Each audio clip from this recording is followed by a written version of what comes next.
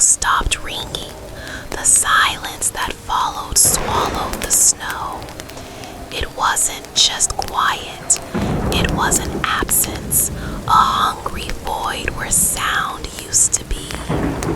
And what they found the next morning in the Alpine village, well, it changed Christmas forever. It was December 5th, 1893, St. Nicholas Day. The air in Hallstatt, Austria was crisp, tasting of pine and wood smoke. Every window glowed, a warm invitation against the encroaching twilights.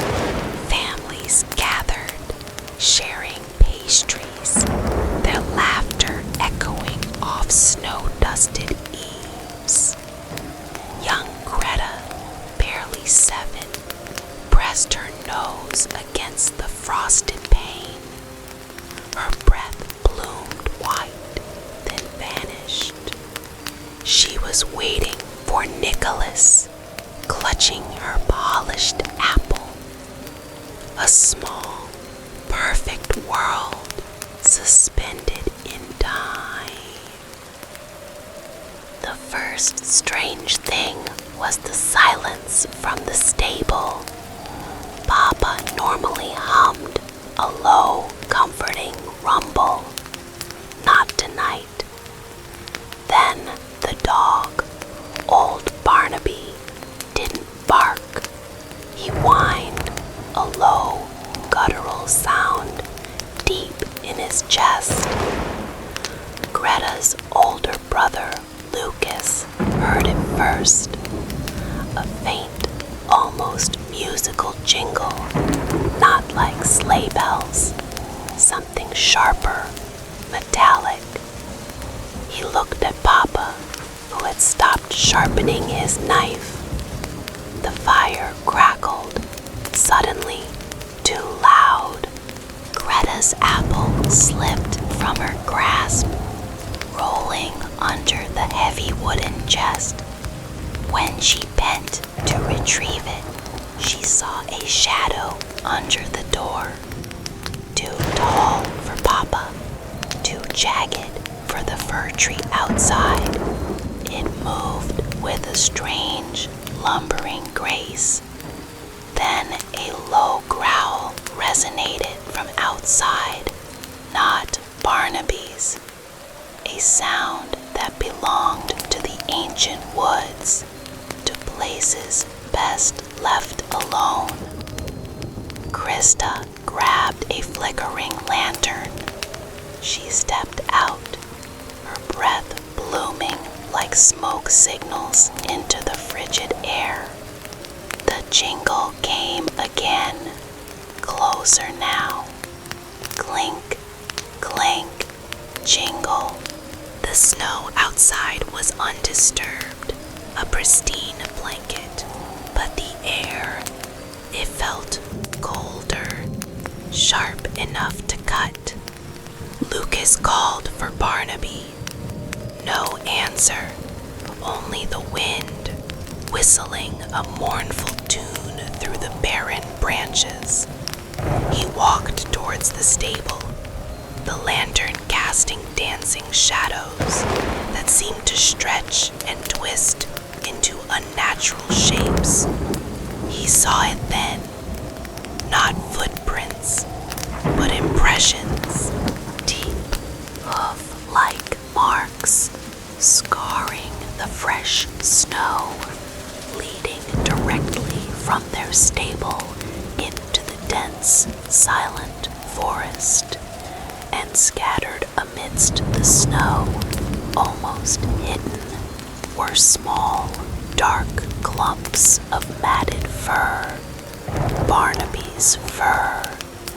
A single, small, hand-carved wooden toy lay abandoned in the snow. Greta's favorite, a tiny wooden goat. Local rumors stirred.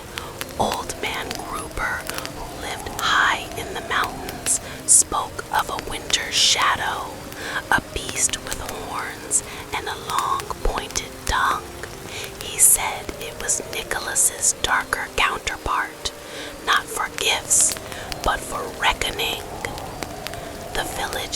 Others dismissed it as old wives' tales, but no one could explain the hoof prints, or the vanishing, or the single chilling sound that lingered in the crisp night air, the faint clink, clank, jingle that seemed to come from nowhere and everywhere at once.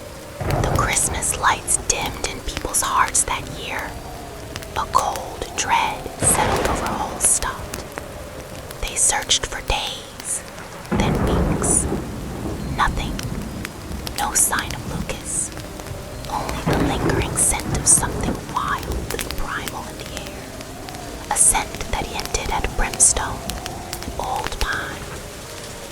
The village became quiet. Too quiet. Years later, on another St. Nicholas Day, a group of hunters stumbled upon an old, secluded cave high in the Alpine peaks. Inside, nestled amidst a pile of gnarled branches and coarse animal hair, they found a small, exquisitely carved wooden goat, Greta's goat, and next to it, a small, polished apple, unnaturally preserved, as if time itself had forgotten it. The chilling part, scattered around these items were dozens of small, rusty bells. Bells like those worn by livestock, but fashioned in dark, unfamiliar metal. And the cave walls, they bore crude, ancient carvings, depictions of a horned figure dragging away a small, struggling human figure. The faces of the carved figures were indistinguishable, but one detail was chillingly clear. The horned figure wore a belt of jangling bells.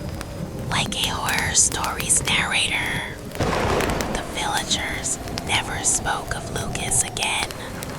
Not openly, but every December 5th, when the first snow falls, mothers pull their children closer. They double-check their doors and windows. They listen to the wind. And sometimes, when the silence is deepest and the village holds its breath, they swear they can hear it. A distant, rhythmic clink, clank, jingle, carried on the icy breath of the mountains. A reminder of what the winter can truly claim. Subscribe for more real Christmas mysteries, because some stories were never meant to be told.